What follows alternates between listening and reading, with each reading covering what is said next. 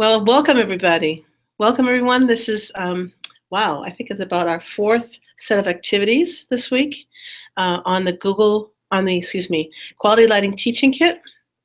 And that is a kit that's been built here at the National Optical Astronomy Observatory in Tucson, Arizona, USA, and distributed to various partners around the world: SPIE, CIE, OSA, IDA, IAU, and all these acronyms you probably don't know and probably don't care, but they are our great partners, and we've distributed about 100 kits.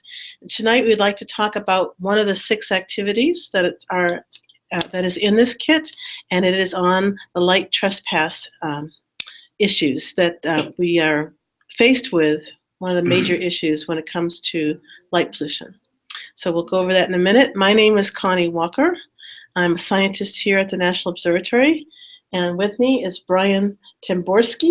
And you want to say a few words? Sure, yeah. My name is Brian. I work here at the NOAO with Connie.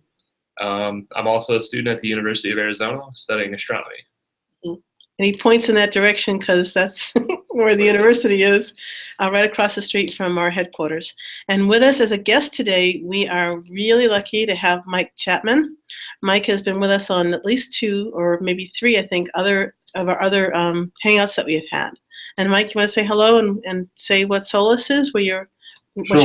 Hi, I'm Mike Chapman. I'm involved with an organisation called the Sydney Outdoor Lighting Improvement Society, which is a little bit like the IDA, but we really work with city councils and local councils on lighting issues and do general outreach.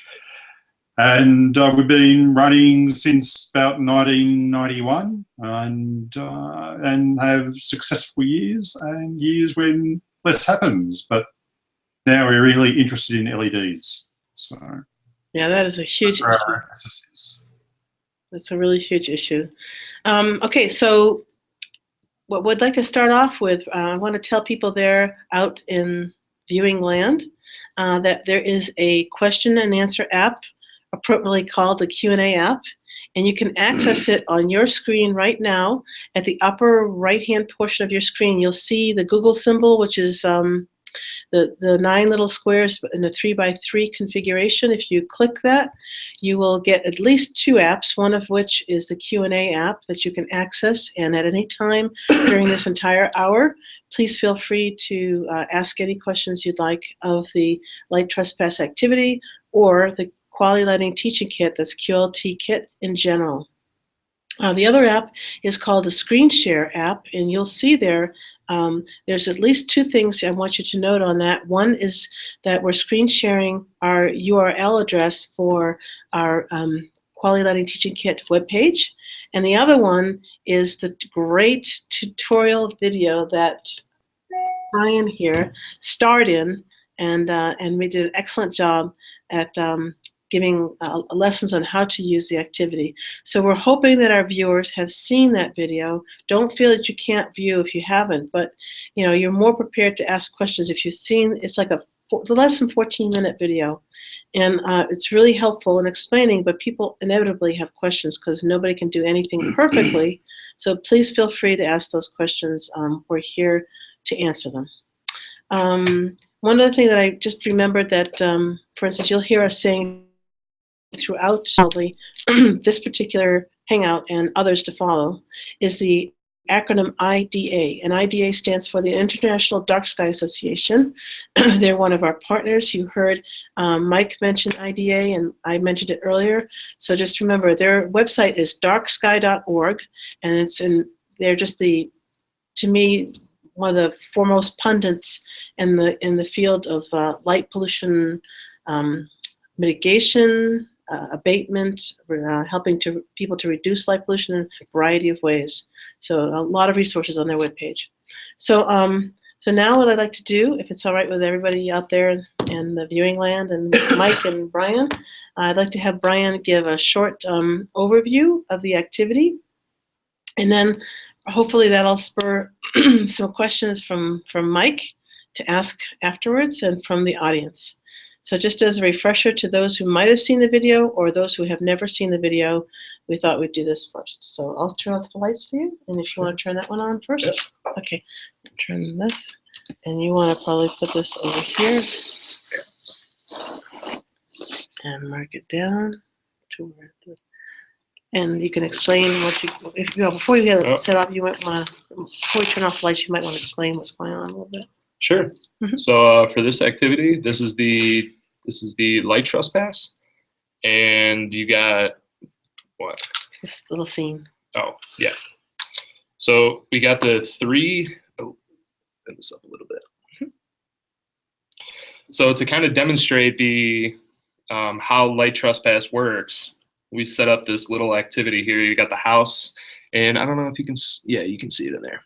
You got a little person inside the house, and you got a street light, and you got another person standing directly under this, and you also have three other light sources here. You got this LED, and you have this one, and we have like the little ping pong ball. So represents a globe light. yeah, it represents the globe light. If you want to hit the lights really quick. Thank you.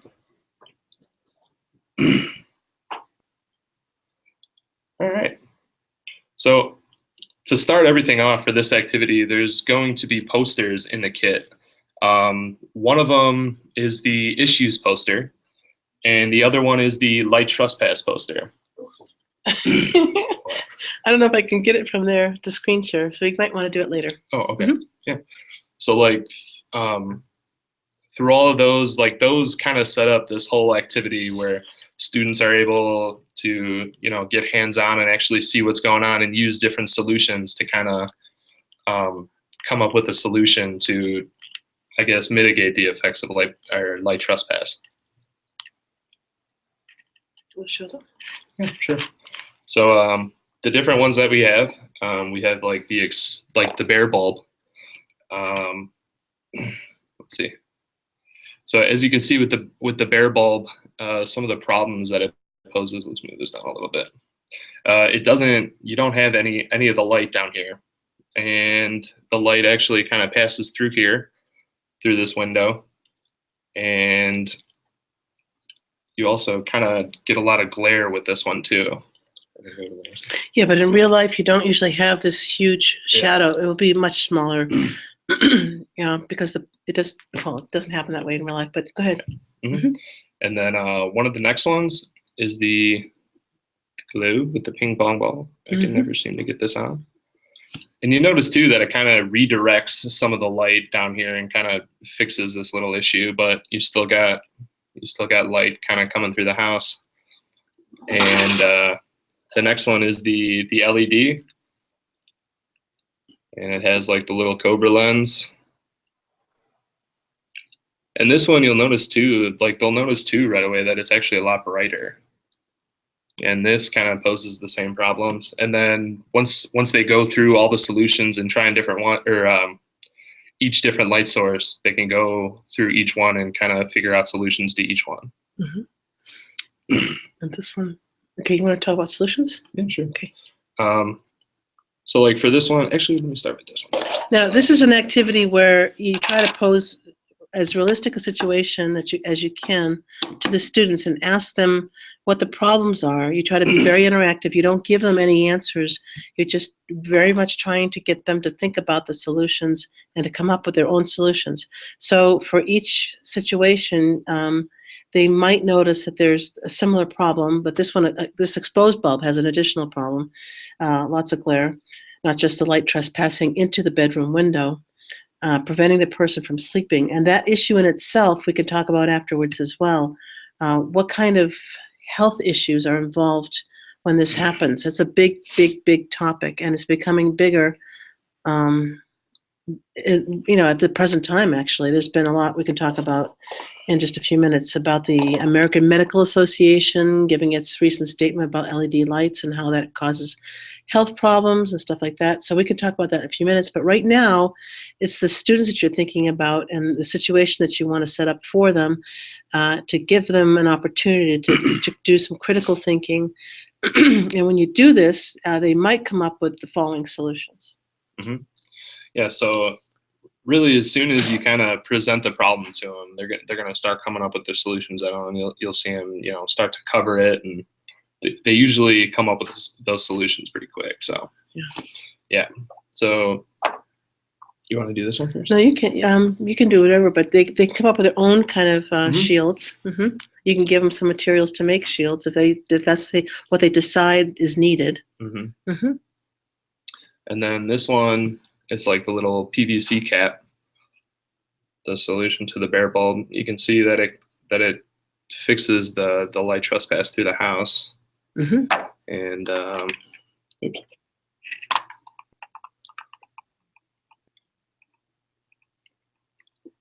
There we go. So for this one, like the solution's pretty much the same, and it also kind of redirects some of the light down here, and it's also not intense either with that kind of bulb on it. So light's going where you need it, where you want it to go, not where you don't want it to go. And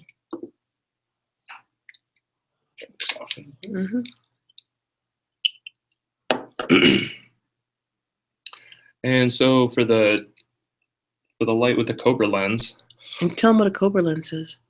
Cobra head. Yeah, the Cobra head is the shape of the bulb. I don't know if you can see it on the. Maybe when the light's off. But how is it different from a fully shielded light? It has a little bulb that kind of redirects the light.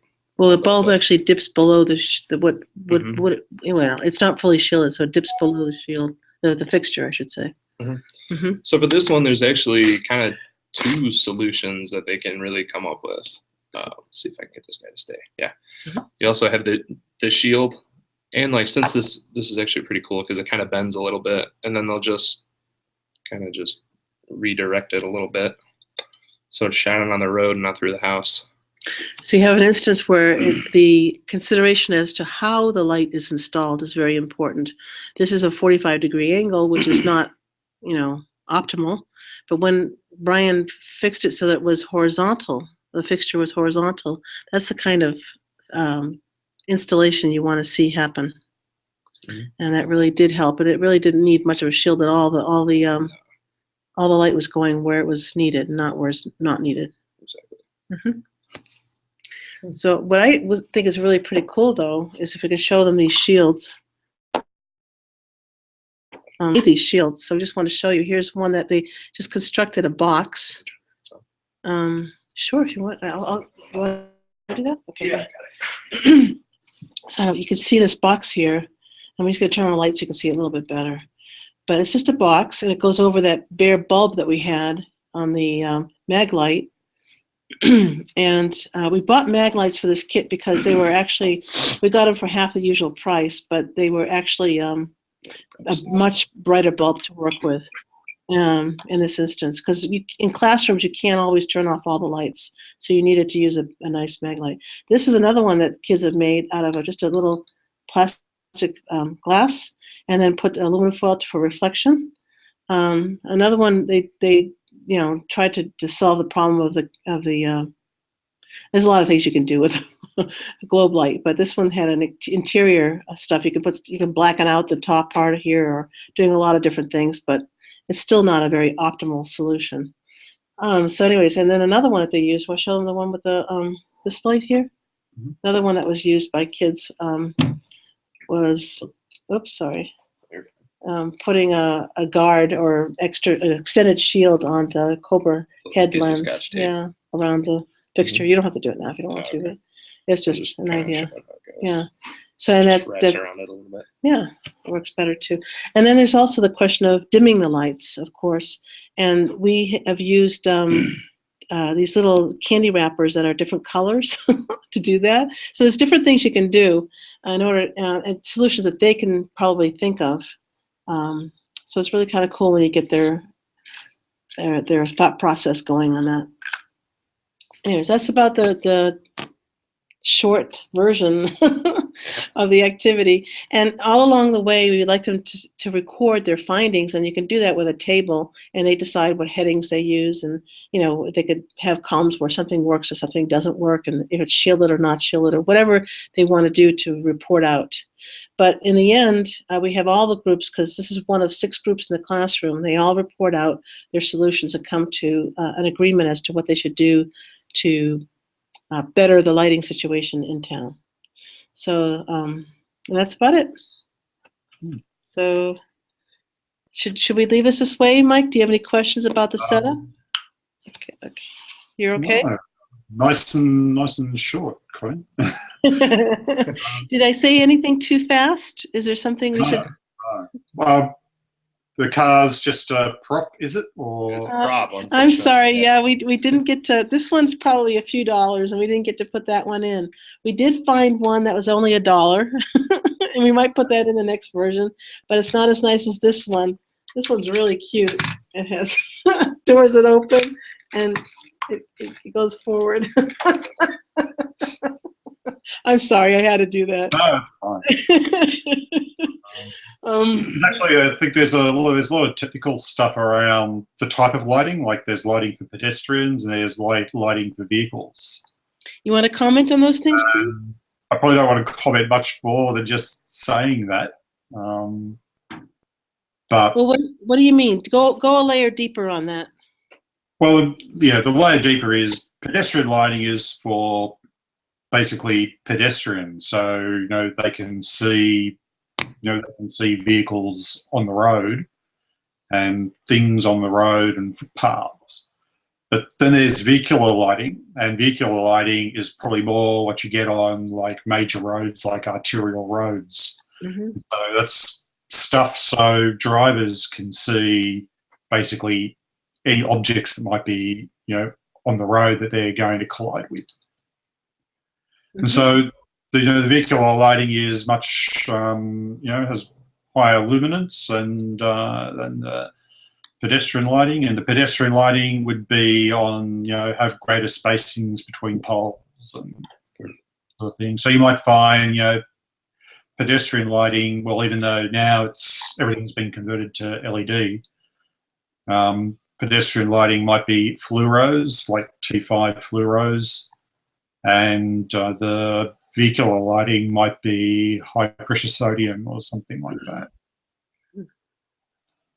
Yeah. So that's what it's like in Australia, mostly. Yeah, pretty much. Yeah. Mm-hmm. And so you find different light trespass issues with different luminaires. So. Okay. Just didn't want to That's okay. panning back to me every single time. Oh, I'm sorry. He wanted to change the view here. Yeah, that's Okay. Yeah. All right. Well, yeah. I think that it's not always. I mean, the lighting in the United States used to be a lot of low pressure sodium lighting in many areas, but it's now, even for the vehicular lighting, it's now going a lot to LED lighting. Yeah. So we have, if we're not careful with the color temperature, not that tells the whole story, but if we're going to be putting in 4,000, 5,000 Kelvin lights instead of less than 3,000, we're going to be having a lot of problems in the future. So that's a big issue here. But I think as far as light trespass is concerned, a lot of it has to do in many ways with the fixture as well as the intensity. So how the fixture is installed, if it's task oriented, if it's going where it's needed, and stuff like that. Those are the big issues I see for at least light trespass. Do you have any other insight into that? No. I guess you mentioned the AMA release earlier, which was, it's an excellent item that people should be reading. I guess there's an issue around what the minimum levels of light are that switch off your melatonin production, and whether there's like a color temperature effect there as well. Yeah, there's a little bit of debate around that as well. There is debate around that at the moment. I think people are sort of looking for metrics to get a handle on it. So that's one of the reasons why there shouldn't be a rush into converting to LED, because there's no known answer around that, the levels and intensity. Yeah. no, you're absolutely right. That's we had a conference a little while ago called Starlight Light Pollution, Beyond Light Pollution. Actually, it was called Starlight Beyond Light Pollution, I believe. And as a guest, we had Richard Stevens on there, and he's, of course, he and other researchers like Bud Brainerd and David Blask are all looking into these issues, and they've been working on it for years. But you're right that I think the bottom line is that the answer is still not totally there yet in terms of yeah. Oh, it's just a big issue, and but I think suffice to say we do know that, at least for health issues right now, to try and concentrate on using the warmer lights, they call them, which are well, to me, the cooler lights, but anyways, the warmer lights, the lower color temperature, and because we know there's less health effects on that. But what have you done in terms of light trespass there in terms of your streets in Sydney? Have there been many issues? Well, there's a lot of people. It doesn't really register with a lot of people that they need to be acting on light trespass. And unless you're in a multi-story unit block or something like that, and you've actually got a street light that's only maybe several meters off your balcony or something, those sorts of issues, then people would try and get shielding onto the light. But I mean, more recently, it's become an issue more recently for some people, I think, mainly because of LEDs and just the sheer intensity of those LEDs. And if they're not full cutoff, then basically people really, really notice it. And so especially security lights. In fact, just recently I was at an outreach event at one of the universities here in Sydney, Macquarie University. And I was talking to somebody who was telling me, he sort of lives on one side of a valley, and there's some sort of installation on the other side of the valley, which is just a work area basically, and they've installed security lights, and security lights point directly across the valley into his observatory. Oh my gosh. And so he's gone from being able to do astronomy to not being able to do astronomy. And, oh my gosh. And is there any way? That'd be several hundred, that'd be, well, maybe not several hundred meters, might be over 200 or 300 meters. So, those lights are now having a major effect on him. Oh my gosh. Is there any way of talking to the organization? I think, well, that's what I suggested to him. And I even suggested that, because Solus has got a lot of experience in approaching councils over this sort of stuff. And but I haven't heard back from him. So trying, because a lot of people have the issues, but they're not willing, often not willing to act. Or maybe he has, but yeah. Oh a lot of people feel they can't do anything. That's the biggest problem. Yeah, and I'm sorry they feel that way, because I think most of the time something can be done. Right. I was really impressed with this. There was this English teacher at a nearby high school that was involved in one of our programs and just said to me one day, they just installed this street light right outside my bedroom window. I mean, you think this is a classical story, but it actually happened. And he goes, is there any way at all we can get some shielding on this so it doesn't go into my bedroom window? I mean, it's a real life case. And all I had to say to IDA, the International Dark Sky Association, was, Scott, could you please talk to somebody that you might know on a task force with the city of Tucson that might be able to take care of this? And I swear to you, in 2 weeks' time, the guy had a shield on that light. Yeah. It was totally impressive. And, it probably didn't just help him, but it probably helped a whole lot of other people. And that's, with things like sleep disorder. And that's one thing I wanted to touch on with this particular activity. I think first and foremost, I mean, you can block your windows, I mean, to some extent. Well, I do it even in my house. And the morning light even bothers my son from sleeping. I mean, even with a blackout curtain. So you can't, 100%, you can't block that light out if it's right outside your bedroom window. Yeah, that's right. But, you don't necessarily want to have blackout curtains on your windows. I know. They're not the most handsome things, but yeah, you shouldn't have to do that. But yeah, that's right. You have to. Yeah. So you have these issues of sleep disorders and all that it can bring. You had a really good explanation on your tutorial video, about how melatonin doesn't get repleted at night, and you need that to fight off certain things like even certain cancers at some level. And I know that Richard Stevens and all those guys would probably, Dr. Stevens, probably get very upset with me if I make blanket statements, but there's studies out there that kind of indicate that there are ties with blue light at night on a regular basis. And I mean 8 hours a night for a long time, many years.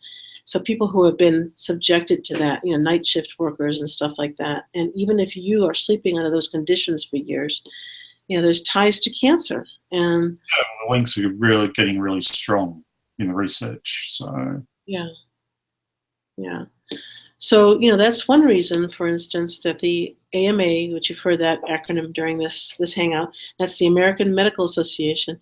That's why they came out with, it was only like 5 pages long, the text, with some bibliography after that. But it was a very well written, very general statement about the effects of LED light. And I think, it talked in fairly general terms, saying that 3,000, let's see now if I can remember it, 4,000 Kelvin, which is a temperature scale, very bright blue light usually, that has 32% of its light coming out in the blue, I think, something drastic like that. And then, or maybe it's a 29, somewhere around 30% of its light comes out in the blue. And if you reduce the color temperature 1,000 Kelvin down to 3,000, which is what more dark sky advocates would like to see, then you're talking about percent contribution and only of blue light, and only a 3% reduction in the efficiency of the light. So I think it's a win-win situation. So I really appreciated that article. In some ways, I wish it went into more depth with more metrics and stuff, but I'm sure it's out there somewhere in other documents. So what else do you know about the medical effects of light trespass? I guess it's probably more to do with melatonin. And one of the issues, something I was listening to just yesterday, is a professor at Sydney University here in Sydney. He's an expert on sleep and sleep disorders type research. His name? Off the top of my head, I'd be guessing. But I can send it through to you. I can send a link through to basically a podcast that he did just recently.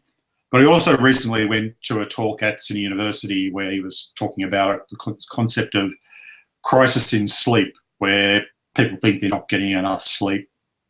But in fact, the research shows that, and this is long-term research shows that really there's been no change in the amount of sleep people are getting. So maybe it's about quality of sleep rather than the amount of sleep. Yeah, but he supported all the research around melatonin and melatonin suppression. But one point he was making is about melatonin supplements and how there's really no research around melatonin supplements and how they work. And he was saying that, in fact, melatonin supplements in the United States, melatonin supplements are a bigger seller than vitamin C. And I didn't think people knew that much about the subject. Really? Yeah, well, that's what I thought too. So, but anyway, but he was saying basically, you know, no one really knows anything about melatonin supplements. There's no research, and if you're taking it, you could be making a mistake. But he definitely supported, you know, the research around, you know, light at night suppressing melatonin. So I can send you a link. Oh yeah, I think we'd all like that. Maybe somehow I can get it on this too afterwards. I think I can put on a showcase link after the fact. Because it's becoming, the whole thing about sleep and melatonin and light is really starting to become a big thing around the internet in memes and. Wow. Okay, that's another dimension I hadn't heard yet. That's really pretty cool. Yeah, I have friends that take melatonin supplements, and so there's no FDA or equivalent down there in Australia. No. Well, there will be, but melatonin you can't buy them over the counter in Australia. So. Really? Yeah. Oh, you can here, definitely, as you know. Yeah. Yeah.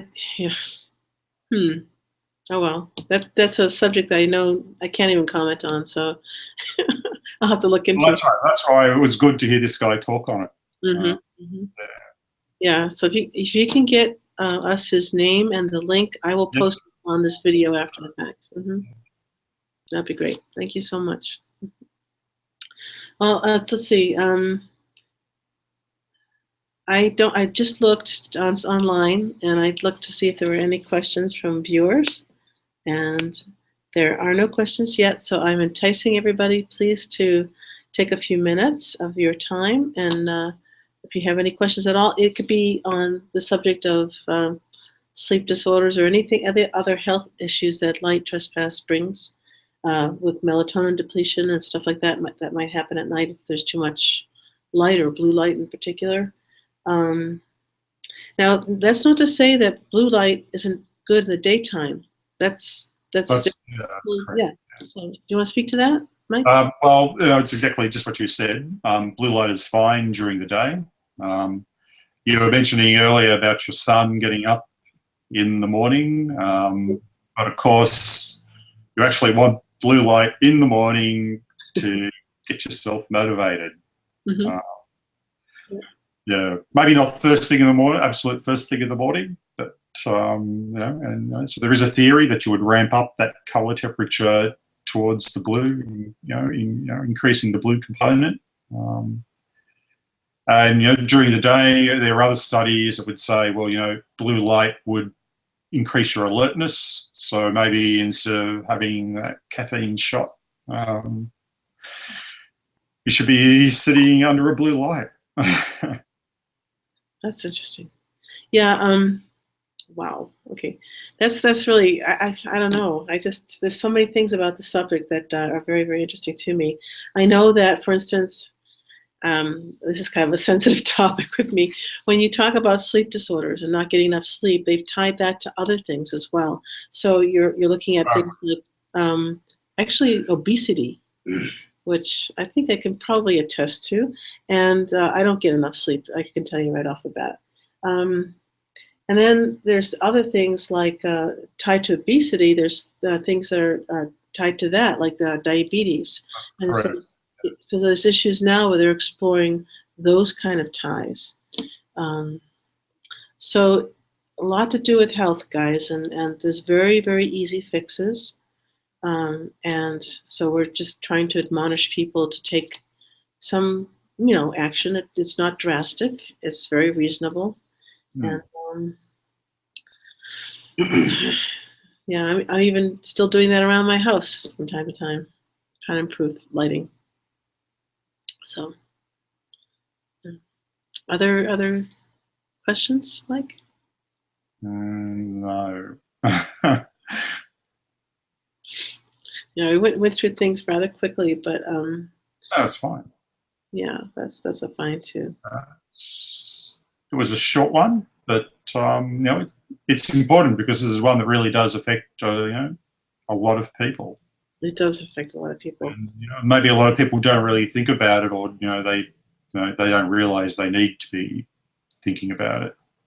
Yeah, and I know there's a lot of concerns around the world these days, and a lot of things to occupy your time. But just a little bit, a few minutes here and there, just to fix various lights, or to contact your congressperson or city council person to address a situation that probably can be done for little cost, is always a good thing.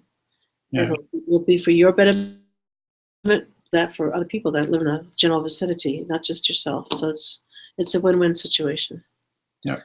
All right. Well, just to remind people that we have, I didn't quite show the poster. I could show that just a few minutes and show you the kit for just a little bit. We have, just to show you that we always set this up. We don't usually show it because we always have things to fill our time. But this is the general kit. If I can get it all in the picture, can you tell me if it's in the picture? It's in the picture.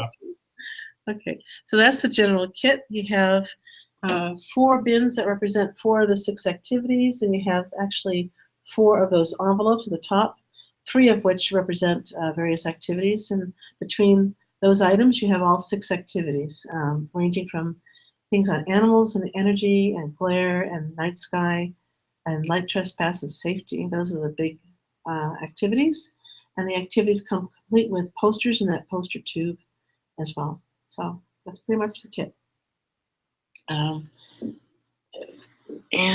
we have about 100 kits we've given out to 30 different countries. And we're hoping that you guys can utilize both these Google Plus Hangouts. And I was going to show you I can put them up on screen share, I guess. Both the Google Plus Hangouts and also the tutorial videos, which are on our webpage with all the materials. The webpage and the present video that goes along with this activity are right now on the showcase. You'll see probably at the end of the video, when the video is on YouTube, you'll see the the showcased URLs for the Quality Lighting Teaching Kit webpage and also for the Light Trespass tutorial. So just to screen share something very shortly. If I can present this to everyone. This is the issues poster that we give the kids. They read the different issues under the different categories. They probably only have one issue to address, either the energy, the glare, animals, safety, light trespass, or night sky. In this case, it's the night trespass. I don't know if you see the cursor on the screen there, but I'm trying to underscore the light trespass one. That's in the middle down the bottom. Those are the issues that they're trying to solve. So there's a statement that the citizen has said that there's a problem. Please help me. And then after they read that, they go to the next thing we'd like to screen share here. They go to the poster. I guess I have to get that up again. And the poster for this particular issue looks like this. It doesn't want to, oh. It's being very finicky. But the poster's on the light trespass activity. The light trespass topic. And there's like a 1 second delay with everything here in terms of getting it to work. All right, there's the poster. So as Brian says in his video, we have a bit on light trespass in general, on a few points on blue light at night, how it affects sleep cycles. You also have you might want to light responsibly. And then anytime it says, now try this on our posters, that's the activity itself. And then if they would like to do more research, you have all these topics here under key ideas. And that's how they can probably figure out their solutions if they haven't thought of it already. And that's it for the poster. And that's our material. I very much have enjoyed dealing with people so far and giving various workshops when we can. I was just in the Canary Islands at that conference I talked to you about, and I was very lucky to have about 40 people there that stayed for the workshop that I gave on this kit. And we have the people that are in Argentina have already translated it into Spanish. We have a student chapter there in a town I can never pronounce its name. But thank you, Noelia and Oscar and Clemente and various other people that are in that particular chapter. And then also now the people that are in Chile that we've given the kit to, Juan and the translator that worked with him have also translated it into Chilean Spanish, which is wonderful. There's a group from Mexico and now from the Canary Islands that also wants to, we'll have 4 different dialects of Spanish. Help somebody from other countries. We need some more languages. So anyways, it's really good things happening. And we're just hoping that this grows. Please know that I will be available whenever you do need questions answered. It doesn't have to just be during a Google Plus Hangout, but we're all very, very happy to help you. We'd like to see this touch as many countries as possible in as many ways, be as effective as possible. Please feel free to contact me if you want to replicate the kit. That's fine. And we just would like to have NOAO accredited, please. Doesn't have to be me personally, but just the National Optical Astronomy Observatory here in the US. And we also, what's the word I'm looking for? Encourage changes to the activities. If you feel, for instance, with the energy activity, we suggest if you want to use a city, your city, as a city that's used in the exercise, please, that's just wonderful. That can be reconstructed. Feel free to reconstruct it. And we ask for you, please, to give us the write-up that you end up with. And then the animal activity. If you have an animal that's affected by light pollution in your area, wouldn't it be better for the kids to work on that? That would be so cool.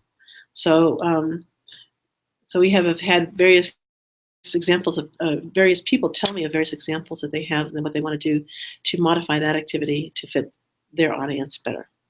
So anyway, so that's the kind of things we're up to here. We're excited to hear from you if you can. Write an email to me, cwalker@noao.edu. I think it's posted elsewhere, like on a website and stuff, but you have it now too. So that's about it. I can't think of much else to mention. Mike, you've been wonderful.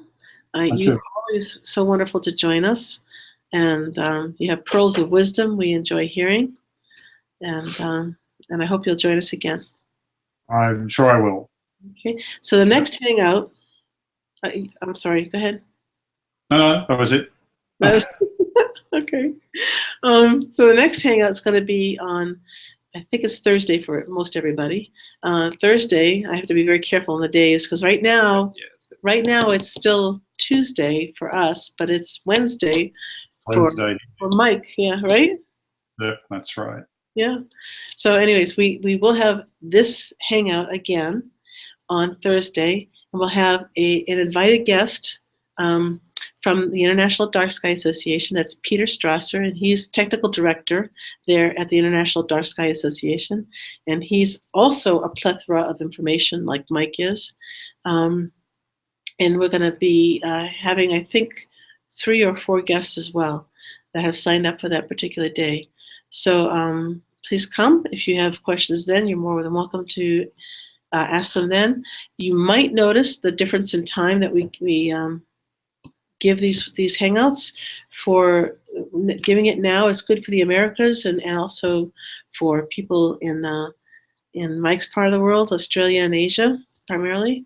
And for Thursday's Hangout, it's going to be early. Well, it's going to be, I have to be careful about this, 15 hours GMT or 15 hours Universal Time. And that will be mostly for the Americas again, but also mostly for Europe and Africa. So Connie, they also go onto YouTube, don't they? thank you. I forgot to mention that. Directly at the end of this Hangout, it goes directly to YouTube. So you can push that button to watch it as many times as you want to. God help you. Well, so I can actually go and listen to the other people. Yeah. And it's typically when they want to watch it, right? The only complication with that is they can't ask questions on the spot, but that's okay. Yeah. And you do need to be a Gmail, what do you call it? You have a Gmail account to actually ask the questions. You can view it, but you have to have a Gmail. Darn it, you have to have a Gmail account to ask that question. I know, isn't it? Anyway, so forgive me, I'm on cold medicine. No. Anyway, so it's been a cold-ridden few days. So sorry about that. But I wish everybody well, and I hope to see them on Thursday. And thank you, Mike. Okay, thank you, Connie and Brian. Thanks, Mike. Yeah. Take care. Signing off now. Thank you. Bye.